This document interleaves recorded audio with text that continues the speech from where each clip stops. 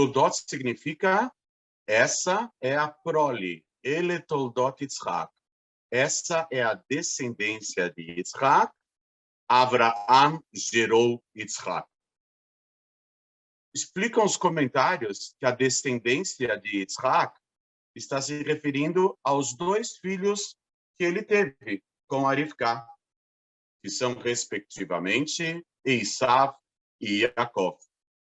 Esav e Yaakov são 2 mundos diferentes, porque eles vão gerar 2 nações diametralmente opostas. Mas a pergunta é, por que começa a porção com essa é a prole de Yitzhak e Avraham gerou a Yitzhak? Nós temos uma dica logo no início do texto. Os filhos de Yitzhak, eles têm um aspecto diferente dos filhos do pai dele, do Avraham.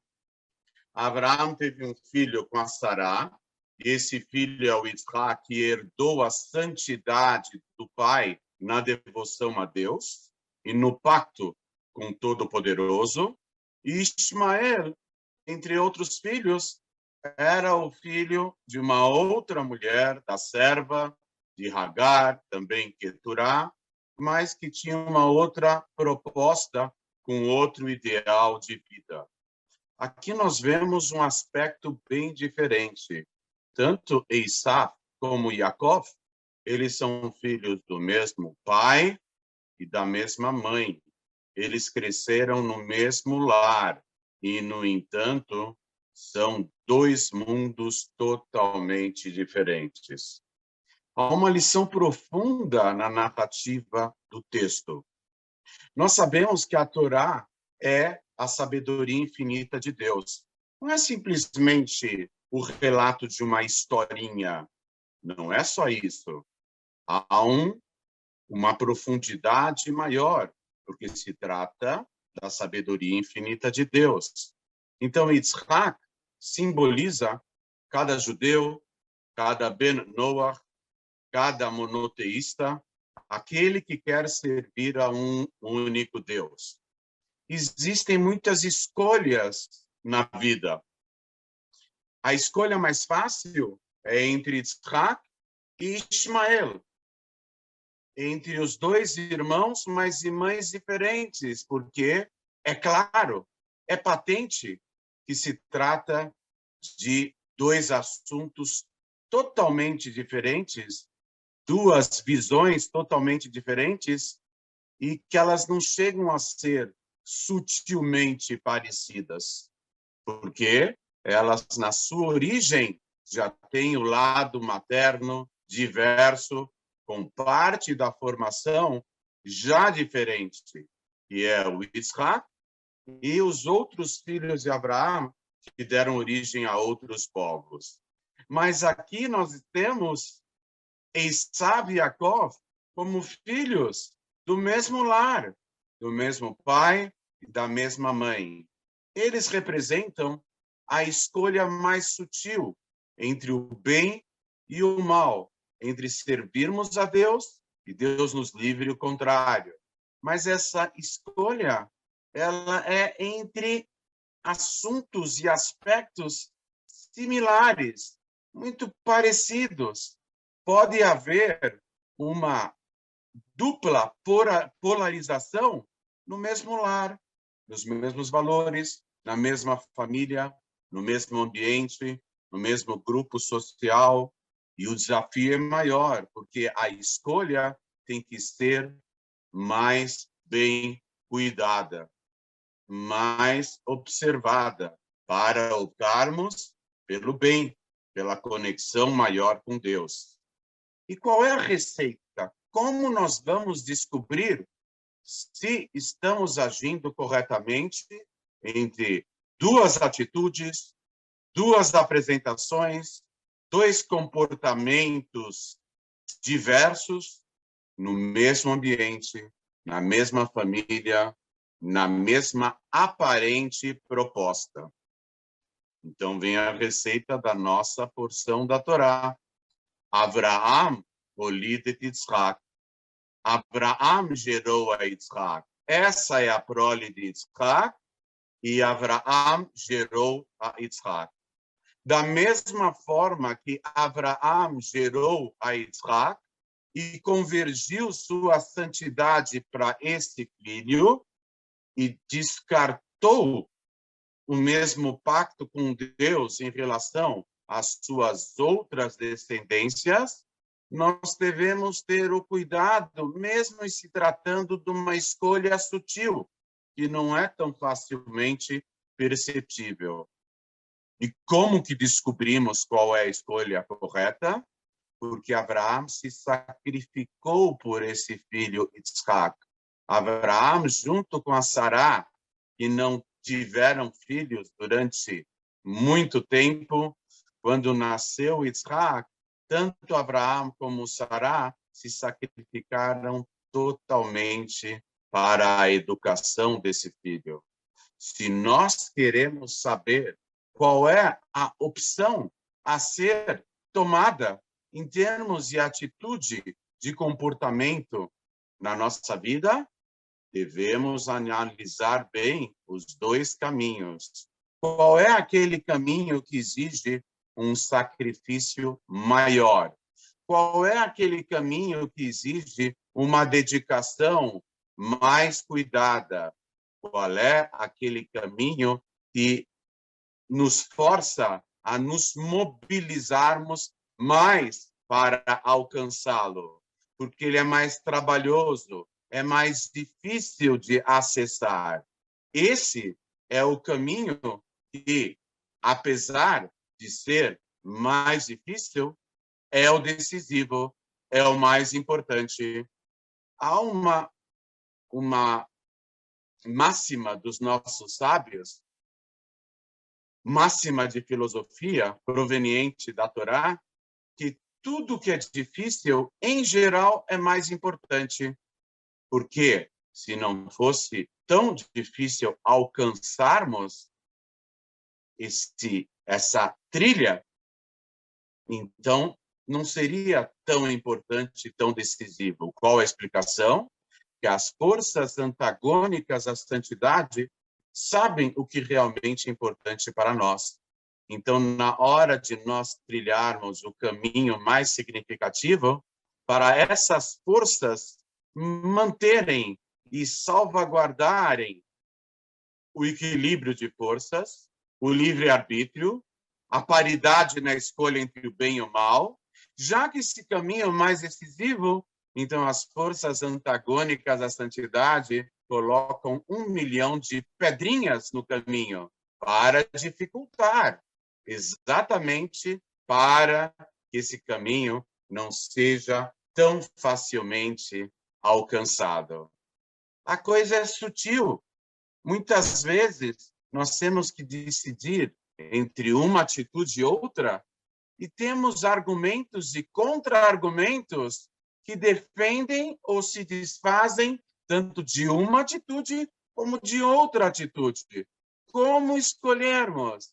Afinal, dentro de nós e dentro de cada aspecto da nossa vida, nós temos um Yaakov e um Esav. Nós temos o Yaakov, que ele é mais tranquilo, ele senta nas tendas para estudar a Torá, mas aquele que é mais agitado e que aparentemente tem uma personalidade mais proativa, aparentemente é o Esav. Mas na hora do vamos ver, descobrimos quem é realmente Yaakov e principalmente quem é realmente Esav. Mais uma dica: Abraão olid et Yitzhak. Abraão gerou o pai de Yaakov e de Esav. Significa que nós devemos ver o desdobramento e as causas de cada atitude. O que fará com que possamos assumir uma atitude ou outra? O que nos induzirá a uma atuação, um comportamento ou outro? Temos que analisar muito cuidadosamente as causas e com mais cuidado ainda, os desdobramentos, as consequências. Por um lado, a Parashá, a porção semanal, se chama Toldot. Toldot significa descendência, prole, desdobramento, as consequências de cada atitude. Toldot, a geração de consequências. Por outro lado, logo de início, está escrito Ele Toldot Yitzhak. Este é o desdobramento de Yitzhak, é a consequência dos atos de Yitzhak. Abraão gerou a Yitzhak. E essas são as causas de Yitzhak. São os motivos pelos quais ele haverá de agir de uma forma ou de outra. Analisarmos não a situação isoladamente, mas com todo carinho, amor e dedicação, olharmos para os motivos, olharmos para as causas, mas o principal, que é o nome da porção, Toldot, consequências, desdobramentos. E aí nós vamos poder optar entre Yaakov e Esav. Esav e Yaakov eram irmãos gêmeos, mas não eram irmãos gêmeos iguais, univitelíneos. Eles eram heterozigotos, eles eram diferentes fisicamente. Apesar de terem nascido juntos no mesmo ventre materno e filhos do mesmo pai e da mesma mãe, eles representavam dois mundos diversos. Como consta no texto bíblico, que a criança no ventre da mãe estava se movimentando toda, e quando passava em frente aos seminários e estudos sobre o monoteísmo, as leis de Noah, de Shem e Eber, queria sair. E depois, quando passava em frente a uma casa de idolatria, também queria sair. E a Rivka, a Rebeca, foi consultar a Deus por meio dos justos da geração, Shem e Eber, e eles responderam, aqui não se trata de uma única criança, aqui se trata no seu ventre de duas crianças que representam dois mundos diversos, totalmente diferentes. Eles têm origem no mesmo ventre, no mesmo pai e na mesma mãe. A diferença entre eles, pelo menos inicialmente, até os 15 anos de idade, era sutil. Mas, de repente, a partir do falecimento de Abraão, que representa as causas, quando não se olha mais as causas de cada atitude, somos forçados a olhar as consequências. E, naquele momento, eles se diferenciaram totalmente a partir de 15 anos. Yaakov representando o bem, a luz, a conexão maior com Deus, e Esav representando o mal, o antagonismo, as sombras, o caminho oposto à conexão com Deus. A tal ponto que Yitzhak, quando vai abençoar o Esav, irado pelo irmão por ter passado por ele, ter feito se passar por ele, então, com cólera, enraivecido, Esav pede uma bênção para o patriarca Yitzhak. O que Yitzhak fala? Quando o seu irmão estiver forte, você estará fraco. Mas quando ele fraquejar, aí que vem todo o seu poderio. E ele fala mais ainda, a voz é a voz de Yaakov, mas as mãos peludas, entre aspas, são as mãos de Esav. Era uma profecia do patriarca cego que não podia ver. Quando apalpou os braços de Yaakov, ele falou, a voz é de Yaakov, a voz que simboliza o estudo da Torá, as orações, a verbalização das ideias, quando se trata de algo sutil, como transmitir a sabedoria divina, aí se trata de Yaakov. Mas quando se trata dos braços, das mãos, de se impor pela força da espada, a força física, aí é Esav.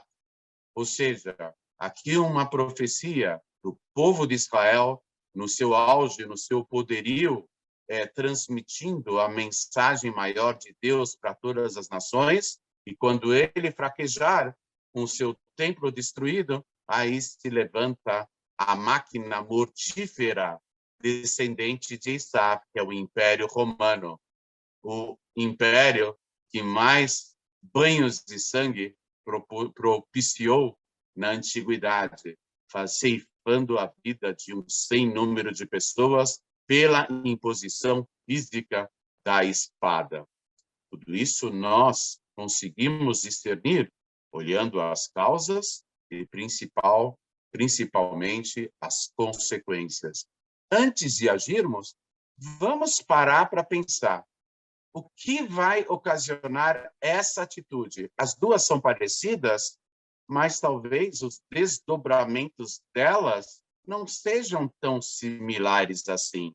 Vamos analisar as consequências e os desdobramentos de cada atitude e aí, então, vamos atender à orientação da nossa sagrada Torá, de optarmos pelo bem, pelo correto, pela retidão de um comportamento mais elevado, diferenciado ao analisarmos as consequências.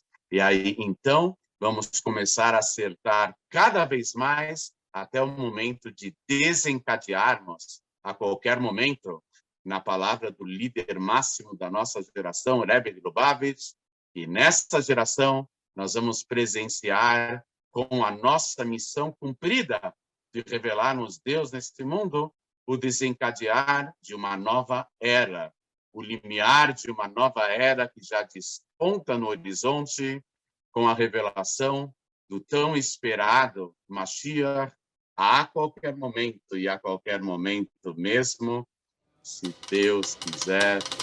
Amém.